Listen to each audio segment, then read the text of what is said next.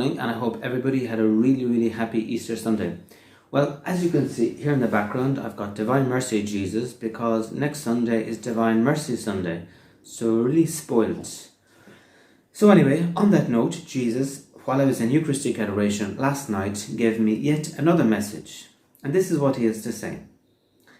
My children, after my resurrection, I began training my apostles for their new mission, a mission where I would not be with them as I was when I walked on earth, and yet with them in a spiritual way.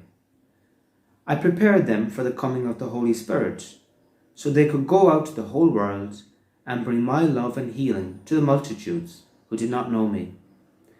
My children, how desperately necessary it is to do this all over again in your world, where so many people do not know me, and where so many people are broken. My children, this is why I myself am raising up new ministries and missions, and new ways of ministry, especially through use of modern technology. My little ones, do not block the actions of the Holy Spirit, who chooses unlikely souls for his works, so that people will see that it is God working through the human person. Open wide your hearts, my children, to me, and allow me to use you and train you, and to be my special apostles for these times. Well, what a lovely message, really. As you can see, Jesus isn't taking a break on Easter week. Jesus is sending us out. And I suppose it's true when we think about it. The apostles spent 3 years with Jesus, and he was there sort of babysitting them, if you like, all the time. They would go off on retreats with him, they would be with him, and so they never were on their own. And then all of a sudden, of course, Jesus dies, and now he resurrects. And then all of a sudden, the apostles are left, well, what do we do? And of course, the thing is, he says, wait for him. And so over the next couple of weeks in the readings, we're going to have all the readings of Jesus appearing to the apostles, training the apostles, and preparing them for the coming of the Holy Spirit. And so they entered into a new mission, a mission where they weren't going to have Jesus walking with them on earth like they had before, but they were going to have Jesus with them spiritually. They were going to have the Mass and all that, because that had just been instituted just before Jesus died. And so the church was beginning to form.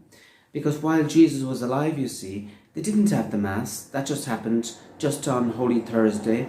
And Good Friday, of course, Jesus died.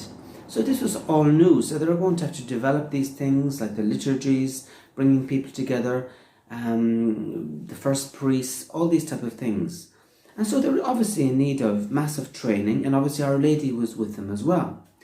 And so Jesus is saying that he prepared them for the coming of the Holy Spirit so that they could go out to the whole world and bring my love to the multitudes.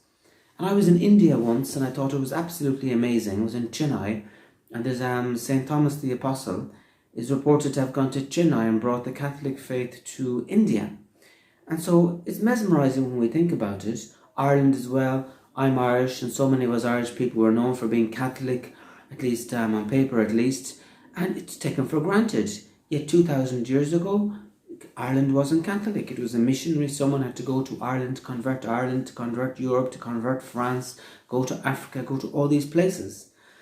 So at times it's baffling, absolutely baffling when you think about it, that 12 people could set out, and basically the fire and love of the Holy Spirit could spread all over the world, and now there could be churches in every single pretty much town that you go to in how many different countries. It's beyond what we can actually think. Yet Jesus is saying that this is desperately needed all over again. St. John Paul II said the same thing about Europe, that Europe was in need of being re-evangelized. Well, what does that mean? Well, it means while we have got the church buildings and we've got all these things, people don't know any more about Jesus. People don't know about his love. People aren't living sacramental lives. People aren't even living what you call moral lives. People aren't going to confession regularly. People aren't praying the rosary regularly. People are not listening to the words of Our Lady. People laugh and mock and joke at things like apparitions and mystical experiences like Fatima, Medjugorje, Lourdes, or Padre Pio, or all the mystics of the church.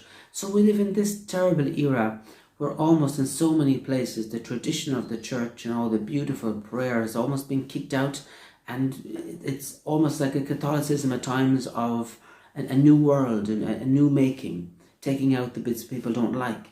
And so Jesus is saying that it's desperately needed all over again to re-evangelize the world, But Jesus is saying that just as he did it 2,000 years ago, he's doing it again now with the Holy Spirit in a different way, in a new way. And because obviously we live in a very technological era, a lot of the new ministries now, you will see there's so much happening on the internet. There's so many prayer meetings, Zoom meetings, all sorts of meetings, and people do get healed also over the phone. I remember, and you've probably read the book Miracles Do Happen by Breach McKenna.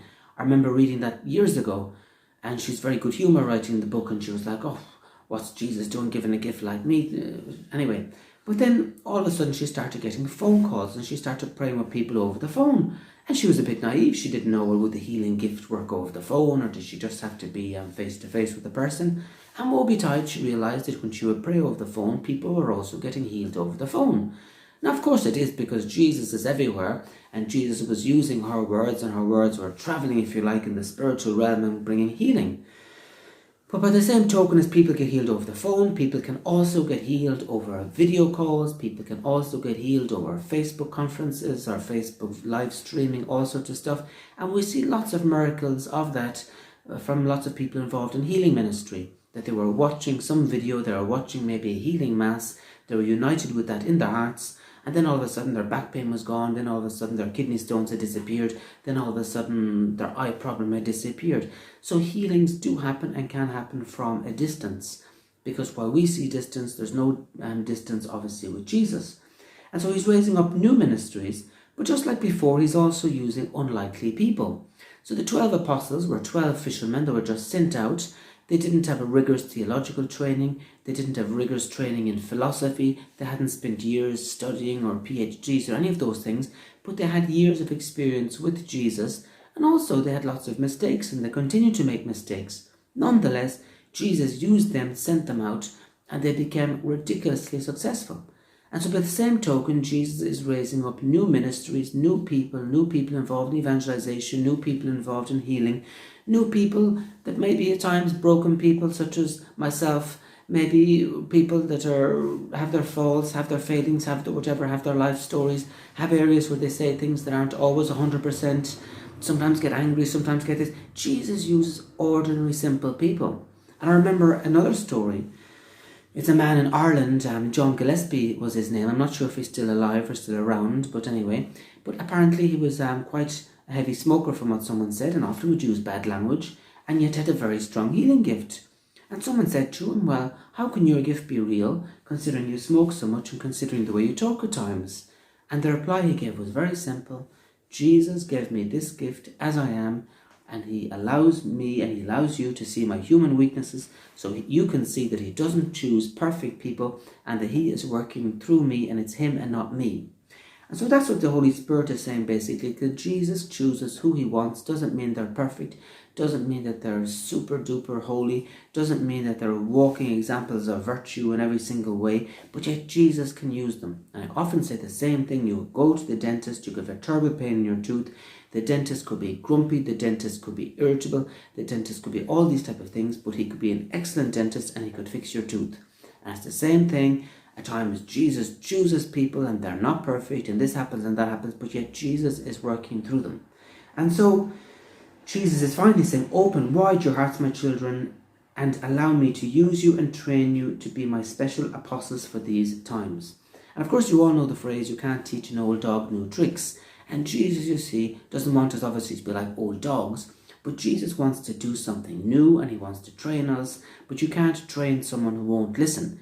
The French have this phrase, and it says, Il n'y a pas plus sourd que celui qui veut pas entendre, and it means there is nobody more deaf than the man that doesn't want to hear. And so Jesus is saying the same thing. He wants to raise up new ministries, exciting ministries, healing ministries, evangelization ministries, online ministries, all these sort of wonderful things, to spread his word, to spread his power all over the world, and also into the technological world, the Facebook worlds, the Instagram worlds, and so many people are caught in these areas. And Jesus wants this cyberland, if you like, to be evangelized too. But in order to do that, he needs to train us, and so we need to be open, and we need to be open to new ministries, to new ways, and to new creativity of the Holy Spirit. So on that note, let us open our hearts wide to Jesus and say, yes, Jesus, I am ready. Yes, Jesus, show me, train me, correct me, help me to be better with technology or whatever. Help me to see your different ways of healing. Help me to see the value of praise, the value of worship.